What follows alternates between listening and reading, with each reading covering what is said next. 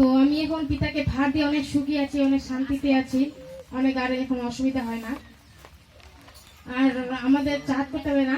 আর এই যে আমাদের আগ্রহ দাদাকে আমাদের সম্মান করতে হবে, আমাদের আগ্রহ দাদাকে ভালোবাসতে হবে, এটাই আমাদের না।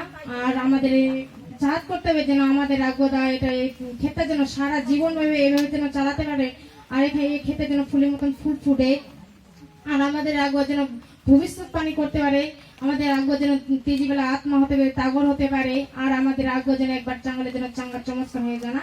চাঁদ করতে হবে আমাদের আগ্রহের জন্য, আমাদের চাঁদ করতে হবে। আর আগ্রহ আমাদের ভালো থাকলে আমাদের সবাই ভালো থাকবো না, আমাদের যদি গুরু ভালো থাকে আমরা সবাই ভালো থাকবো। আমাদের গুরু যদি কোনো অসুবিধা হয় তাহলে আমরা ভালো থাকবো কি? কেউ ভালো থাকতে পারবো না। তাহলে আমাদের গুরুর জন্য চাঁদ করতে হবে, আমাদের গুরুদের জন্য আমাদের ভালো থাকে, সবসময় যেন ভালো থাকে, এটা আমাদের চাঁদ প্রার্থনা করতে হবে। আর এই যে যেটাই চাইবো সেটাই পাবো আমাদের পিতার কাছে, শুধু মনটা আমাদের পরিষ্কার করতে হবে, সাদা কাগজের মতন করতে হবে। এই যে অনেকে বলে আবার কি আমরা খ্রিস্টানের কাছে যাচ্ছি না, সবাই বলে খ্রিস্টান খ্রিস্টান, তো সবাই কেউ তো বুঝতে পারে না। দাদা দিদিরা কেউ যদি বলে সবাইকে ভালোভাবে বুঝিয়ে দিবে কথাটা, কিন্তু কেউ খেপে যায় আবার যে তুই তো যাচ্ছিস কি খ্রিস্টান, কিন্তু ওই কি বোঝাবে আবার উল্টা ওই রেগে যায়, খেপে যায়, হ্যাঁ খ্রিস্টান তুই তো বুঝতে চাইছ না, বুঝিস না। কিন্তু আমাদের এভাবে রাগ করলে হবে না, ভালো করে বোঝাতে হবে। এই অন্ধকারের সন্তানদের আমাদের ভালো করে বোঝাতে হবে, বোঝে তারপরে বলতে হবে না, তারপরে তাহলে মনে হয় ও আসবে, অন্ধকারের সন্তানগুলো আস্তে আস্তে আসবে। এভাবে আমরা ভালোভাবে অন্ধকারের সন্তানকে ভালোভাবে বুঝিয়ে বলবো, কিন্তু আমরা কেউ খেপে যাব না, রেগে যাব না, ভালোভাবে ওকে কথাটা বুঝিয়ে দেবো যে আমরা ওখানে খ্রিস্টান কোনো ধর্ম আমাদের গেলে চেঞ্জ হবে না, আমরা যেটাই ধর্ম করছি আমাদের সেই ধর্মটাই থাকবে।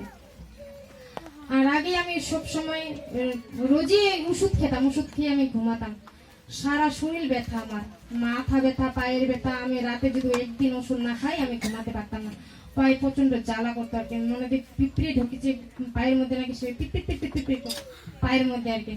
আর তখন নিজে নিজে পা দিয়ে দৌড়াদৌড়ি করবো আর কি, তারপরে রাতে ঘুমাবো। আর এখন পিতার হাতে অনেক ভালো আছি, অনেক সবসময় হাসি খুশিতে আছি। এখন একটু কথা বললে সবসময় হাসি বাড়ায়, আর এখন কোনো চিন্তা ভাবনা দুঃখ কষ্ট আমার মাঝের মধ্যে নেই আর কি। অনেক সবকিছু আমি পিতাকে ভার দিয়েছি, পিতাকে ভার দিয়ে অনেক খুশিতে আছি যে সন্তানগুলো, পিতারও সন্তানগুলো খুব অশান্তি জ্বালা যন্ত্রণা হতো। পিতার ছোট ছোট ছেলে মেয়েগুলা কি রাতে যখন মানুষ তো 12টা 1টা দিকে ঘুমায়, কিন্তু পিতার সন্তানগুলো কি রাতের 1টা 12টা থেকে বাইরে বের হয়ে যায়, রাতে শুতে চায় না, বিছানায় ঘুমাতে চাইতো না, অনেক জ্বালা যন্ত্রণা হতো। অনেক মহান কবিরাজি ডাক্তার অনেক কিছু করেছিলাম, কিন্তু কিছুই কাজ হয়নি। মহান নিয়ে আসলে, কবিরাজি নিয়ে আসলে আরো সন্তানগুলো বেশি হয়ে যেত। তারপরে অনেকে আমি বলতাম, সবাইকে বলতাম, সবাই বলবে হ্যাঁ তুই বুঝতে চাচ্ছিস না, তুই কি করবি কি, নিজেরাই লোক বলছে, অবশ্য নিজের ভিতরে বলছে। তো তারপরে একটা যাও আসে বললো না রে যাস ওটা ওখানে গেলে ভালো হয়ে যাবে। তাহলে আমরা এইভাবে বুঝিয়ে বলবো, আমরা কিন্তু নিজে খেপে যাব না, আমরা ভালোভাবে বুঝিয়ে বলবো, ভালোভাবে বুঝিয়ে নিয়ে আসতে, ওনাকেও আমরা নিয়ে আসতে চাইবো যেন ওরাও ভালো হয়, এটাই আমরা বলবো।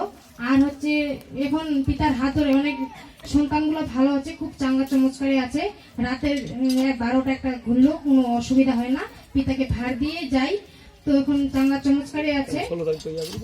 আর আমরা সবাই কিন্তু চার প্রার্থনা করবো, আমাদের আগুয়া বাড়িতে যদি 6 জন বেটা 6 জনের জন্য চাঙ্গা চমৎকার থাকে, আর আমাদের আগুয়া গণের জন্য খুব সুন্দর চাঙ্গা চমৎকার থাকে, আর আমার আগুয়া যেন তিন আত্মা হতে পারে, পাগল হতে পারে, যেন ভবিষ্যৎবাণী করতে পারে, আর এই ক্ষেত্রে যেন ফুলের মতো ফুল ফুটে, এই ক্ষেত্রে যেন সারা জীবন এইভাবে যেন ধামাকার সাথে যেন চলে, আমার এটাই পিতার বচন।